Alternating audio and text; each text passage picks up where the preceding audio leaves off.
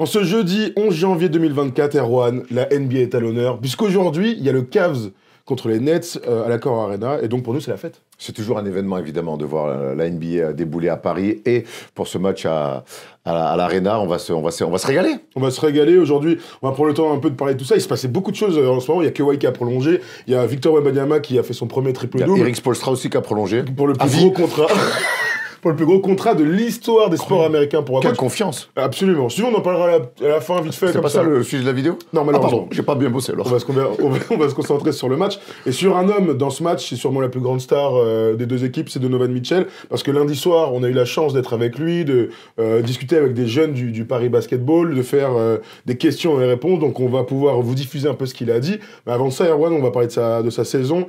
Il fait encore une grosse saison, Donovan Mitchell. En tout cas, en termes de stats, il fait partie des meilleurs scores de la NBA, tout simplement. Bon, tant qu'il jouera, je pense que ça fera partie des meilleurs scoreurs de la NBA. Il n'a plus rien à prouver à ce niveau-là. Là où on attend Donovan Mitchell, maintenant, c'est un petit peu ailleurs. C'est sur sa capacité à... Où est-ce qu'il peut emmener, jusqu'à où il peut emmener cette équipe des Mavs? C'est ça les vraies questions qu'on a autour. Des Cavs. Des Cavs, ouais, pardon, de Donovan Mitchell.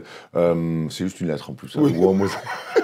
C'est pas grave, c'est le mec. Donc voilà, en fait, moi, c'est aujourd'hui les questions que je me pose et ce que j'aime voir chez les Cavs et Donovan Mitchell, c'est jusqu'où ils peuvent aller avec ce mec-là. Il marque un petit peu moins de points que la saison dernière. Il est un petit peu mieux à la passe. Il a pas mal dépanné sur le rôle de meneur. Il a battu son record de passe D sur un match notamment. Voilà, c'est un mec qui continue à évoluer. Et ce que j'aime bien, c'est que son évolution n'est pas que dans le scoring, elle est ailleurs. Et je pense que si un jour il veut être un leader qui puisse amener une équipe jusqu'à une finale NBA ou un titre, je pense que justement c'est ailleurs qu'il va pouvoir évoluer. Et j'aime pour l'instant en tout cas son chemin. On vous donne ses stats, 27,2 points, 5,3 rebonds, 5,7 passes. C'est son meilleur score, bien sûr, 45% au tir, 35% à 3 points. Les Cavs ont un bilan aujourd'hui de 21 et 15, ils sont 6e de la conférence Est. Disons qu'ils sont dans une saison croisière, et pourtant il y a des blessés. Darius Garland s'est entraîné, on l'a vu, mais il a eu une opération de la mâchoire, donc on le verra pas ce soir. Evan Mobley aussi, on l'a vu, malheureusement, est blessé. C'est quand même 2 des meilleurs joueurs des Cavs. Oui. Oui, on est d'accord là-dessus. Donc il y a un petit peu de déception, entre guillemets, de ne pas les voir sur le terrain. Mais bon, quand il y a une équipe qui a 21 et 15 et qui est dans le top 6 de sa conférence, moi j'appelle ça une saison plus que correcte. Hein. 2 joueurs majeurs blessés de manière assez longue. Et pourtant, ils continuent à performer. Alors oui, performer, on peut le définir de plusieurs façons. Ils ne sont pas top 3, en tout cas de la conférence Est, certes, mais on sait qu'entre Philly 3e et Orlando, on peut descendre un petit peu plus bas. Il y a quasiment 2-3 victoires d'écart. Donc ils ne sont pas si loin non plus. Au moment où on enregistre l'émission, ils sont encore dans le top 6. Donc ils sont en play-off directement. Donc voilà, pour moi, c'est des blessés importants, mais on continue à avoir des résultats. Et je trouve que ça, en général, c'est plutôt toujours des bons signes pour une équipe. Quand tu perds des joueurs importants, mais que tu continues à maintenir un niveau de performance intéressant, ça, c'est bon signe. Mais quand on lui a posé la question, justement, de Donovan Mitchell lundi soir, sur son équipe, et puis il a même parlé de petits mecs qui performent. Écoutez ça. I think we have some guys who are out right now, especially DG and Evan. You know, we've had some injuries throughout the lineup, but we're still playing good basketball, still doing a lot of things well. So when we get those guys back healthy, continue to build, continue to climb, but we're doing a good job right now, you know, with obviously with those guys up. We've got guys that are stepping up big time as a unit. You know, our bench unit has been phenomenal. You got Karis LeVert, you know, who I think is one of the 6 Man of the Year runner-ups, are in the running for it. Jared Allen's been phenomenal. Then you have myself, you know. So I think for us, just continue to play team basketball. When those guys get back, continue to go forward. Donc du coup, Donovan Mitchell parle de Craig Porter Jr. L'invention de joueur, toujours. Voilà, c'est ce qu'on adore en NBA. Il parle de Caris LeVert, qui est parmi les meilleurs 6e hommes de l'année. Il est très bon. Il est très bon cette saison. Je l'attends. Alors, je ne vais pas dire je l'attends au tournant, parce qu'on connaît la valeur de Caris LeVert. Mais j'ai envie de voir un gros match ce soir. Ça va passer notamment par les bonnes performances d'un gars comme Caris LeVert. Je le trouve très... Mais en fait, je retrouve le Caris LeVert qui m'avait régalé quand il était honnête, avant qu'il soit trade. Du côté des Cavs, où il a vu du côté de Indiana d'abord, hein, il me semble. Oui, tout à fait. Où il avait eu malheureusement son opération suite à sa maladie. Mais on se souvient que Caris LeVert, quand les Nets arrivent avec Kevin Durant et James Harden, avec Kyrie Irving, il est très bon. Il est excellent dans le rôle autour des deux. On se pose même la question de son potentiel. Exactement. Hein. Et là, je trouve que dans ce rôle-là qu'il a de 6e homme, il est excellent. Et je pense que c'est lui aussi qui compense beaucoup aussi la blessure de Garland sur les lignes arrière. Revenons à Donovan Mitchell, à son rôle de scoreur. L'année dernière, il a marqué 71 points. C'était contre les Bulls de Polo. Vous en souvenez égalé dans la même saison par Damian Lillard, qui a mis 71 points. Ouais, ça fait 2 mecs à plus de 70. Et Thomas Larokis aussi. Et Thomas Larokis. Avec Malakoff. Tout à fait. D'abord, bravo à Thomas. Mais c'était en 4 matchs, par contre. Ça perd un peu de sa valeur. Donc Donovan Mitchell est l'un des meilleurs scoreurs de NBA. Et lundi, on lui a demandé, est-ce qu'il ne serait pas capable d'un jour de dépasser cette marque incroyable? I think I can. You know, it's always a belief. You know, it was one of those moments that you just didn't feel real. You know, you're just kind of locked in. You don't really notice what's going on around you. But you know, I think something, you know, to be able to do that, you know, is definitely something special. But I definitely think I can, and you know, hopefully, who knows? Hopefully, we'll try to get 72 at some point. Bon, comme tous les joueurs, il est un peu humble. Il sait que 71, c'est un truc de ouf. D'ailleurs, tu sais que Tipeee, hier, la NBA House, je lui ai aussi posé la question de ce record des 55 points. Il les battra pas, lui, par contre. Il les battra pas, c'est clair. Mais je lui ai dit, ça aurait été quoi ton record dans le basket moderne, dans le basket d'aujourd'hui? Il a dit, franchement, j'aurais fait 60. Mais lui aussi, c'est plein d'humilité. Je fais Tipeee peut-être 71, comme Donovan Mitchell. Il fait, ça fait quand même beaucoup, 71. Bon, en tout cas, parle-moi un petit peu de Donovan Mitchell et de pourquoi pas espérer un jour qu'il y ait un autre mec, lui, par exemple, qui batte ses 71 points. On en a souvent parlé, des mecs qui mettent 70, parce que c'est arrivé plusieurs fois depuis 5-6 ans maintenant. On se souvient de Devin Booker avec les Suns face aux Celtics, l'année dernière 2 fois, c'est paraître encore dans une saison. Pour moi, c'est des marques sur lesquelles j'ai encore du mal, même si petit à petit ça va mieux, à me projeter, à avoir un repère. C'est tellement... 30, ouais, tu as fait un gros match, il a mis 30, il a mis 40, bonsoir, 50, encore en carrière, méga superstar, 60, il rentre dans les 70 pour moi, c'est quasiment pas palpable, même si ça avait été fait, Chamberlain sans, mais les David Thompson, tout ça et tout. Je sais pas si cette course à vouloir battre ces scores-là, pour moi, ça va arriver, puisque de toute façon, on est dans une ère où de plus en plus, on voit même au niveau global, les équipes mettent. On a vu un soir où il y avait 6 ou 7 équipes qui avaient mis 140 points un soir, le même soir. On voit des mecs aujourd'hui tourner à 33, 34, 35 avec Joel Embiid. Ouais, moi je pense qu'on va arriver sur des mecs qui vont arriver à peut-être à remettre 70 et arriver à la barre des 80. Tu sais que parmi les petits objectifs que tout le monde lui donne, c'est pourquoi pas faire le show ce soir. Tu vois, donc génial. Imagine, alors peut-être pas 70 points seront pas fous, mais ce serait la première fois qu'on a un gars qui dépasse les 40, par exemple. Giannis avait été très bon en 2020. On n'a jamais vu une performance exceptionnelle au scoring. Donovan Mitchell, il a absolument toutes les capacités de le faire, mais il y aura aussi des gars en face. On a vu Dorian Finney-Smith à l'entraînement des Nets qui va lui défendre dessus, et voilà, il a répondu ça du coup quand on lui a posé la question.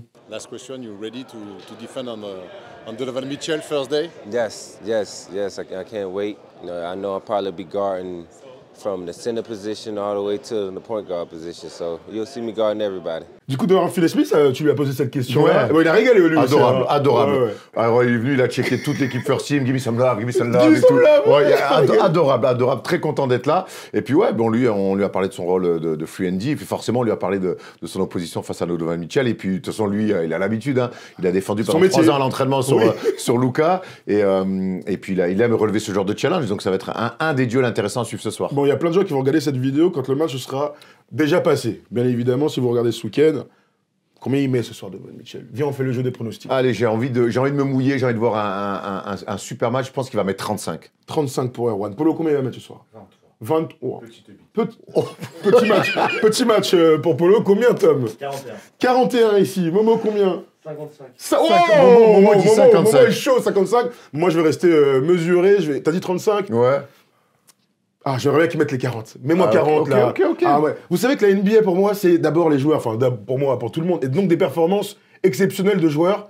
On en a vu quelques-unes. Avec Polo, on se souviendra toujours de LeBron et des 40 points 41. extraordinaires. On a toujours Spurs, débat, mais... Contre les Spurs. Contre les Spurs. Je crois que c'est 40 41. et quelques, et extraordinaire. Magnifique. J'aimerais revoir une performance de ouf d'un mec qui mette 40. Donc, ça pouvait mettre Donovan Mitchell. Et l'avantage, c'est qu'il sera bien chaussé. Puisque nos copains d'Adidas nous ont envoyé sa Done Issue 5. Et à l'occasion de la sortie de cette chaussure, eh bien, on était dans le magasin sur les Champs-Élysées de Donovan Mitchell. Et ben, on lui a posé la question. Comment il se trouve dans cette 5e paire signature chez Adidas? This is one of my favorites, man. This is one of those ones that's just like, you know, it's different. You know, it's different technology. You know, it's different. You know, a different look than what I've typically done. And you know, I've gotten a lot of comments on how good this shoe is. And you know, for me to have my own shoe, to be able to do this a 5th year in a row, is truly a blessing. And you know, I'm grateful. Ouais, du coup, ça te donne Issue 5, donc la 5e signature shoe de Donovan Mitchell chez Adidas est disponible à partir d'aujourd'hui, donc jeudi. On va vous mettre bien sûr le lien pour aller sur les... Qu'est-ce qu'il y a, t'as vu Il y a quoi sa signature sur la Ah oui, je sa signature. je trouve ça Tu vas voir stylé. de l'autre côté. Je trouve ça Ah oui, il y stylé. a aussi, Donovan. Sachez que ce soir, pendant le match, il va jouer avec une version grise de sa fac. Sa fac. Louisville. C'est Ouais, pas- on me respecte pas. C'est pas une question piège, je sais que tu le sais quand même, Mauro. Mais en tout cas, j'ai eu la chance de l'avoir dans les mains. Bah, d'ailleurs, il l'a dans l'interview.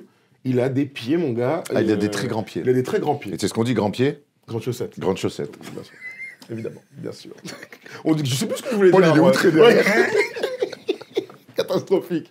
Donc oui, Donovan Mitchell ce soir avec son équipe face donc aux Nets. Bon, on est à Paris, c'est l'effervescence. Erwan hier soir était au concerto là de Biggie au théâtre du Châtelet. Il s'est passé beaucoup de choses. On était ensemble à NBA House. On a vu plein de gens passer, du Tony Parker, du Varey Jao, du Max Strus, du Royce O'Neal, j'oublie qui, du Yann Maimi. Oh, si j'oublie Évidemment. Yann, je vais me faire disputer, hein, clairement.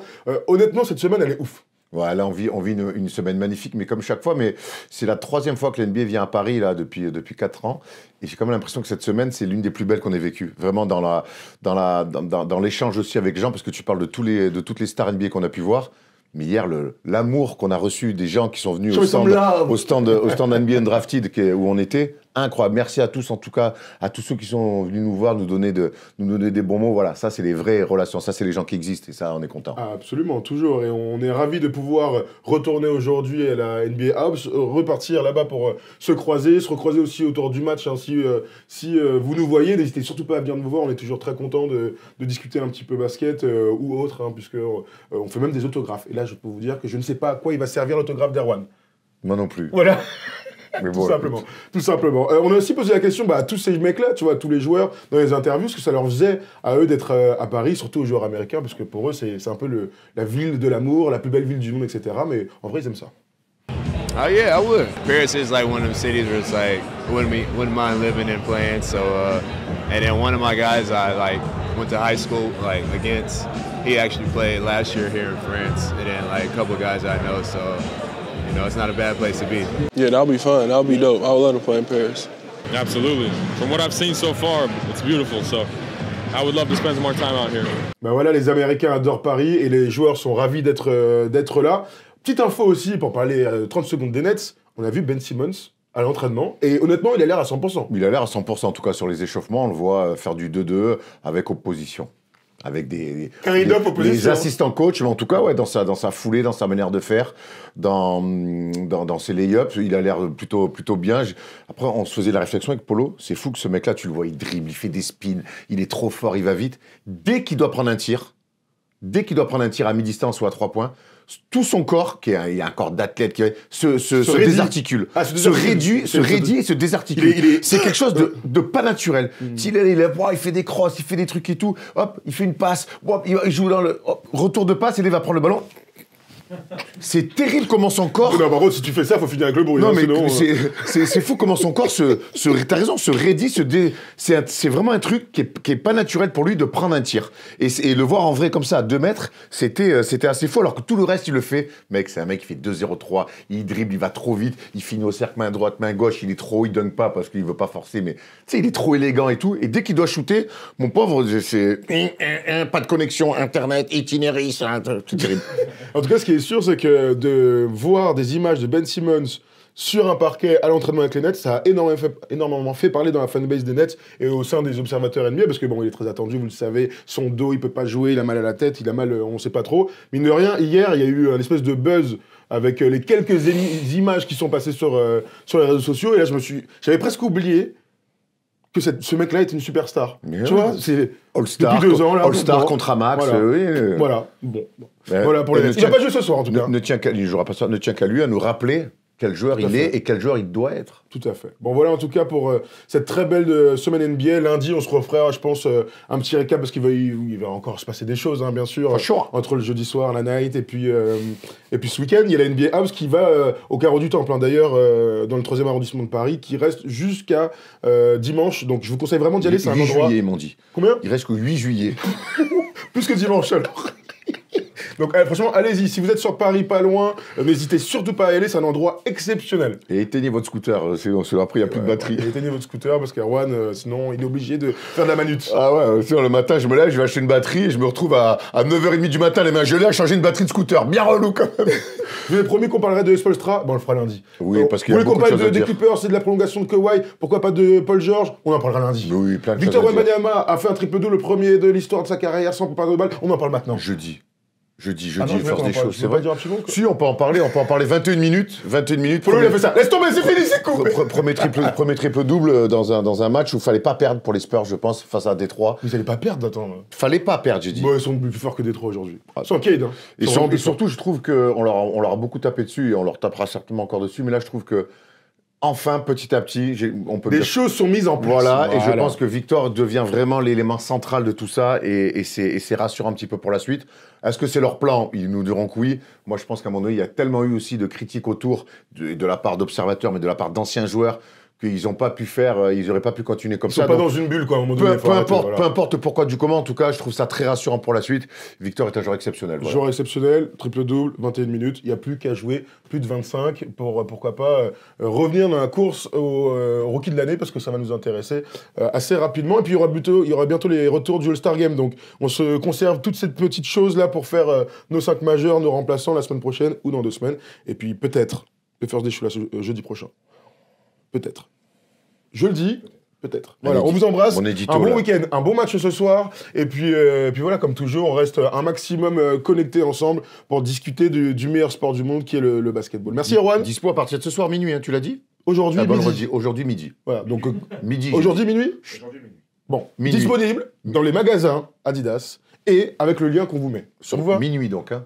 Voilà. Midi, minuit. Minuit. Bon, la bise, hein. c'est tout, Minuit voilà. Paris. Minuit Paris, tout à fait. Allez, on vous embrasse. Merci à tous. Merci aux équipes de Polar Air qui, comme toujours, ont assuré. Équipe de Polar Air.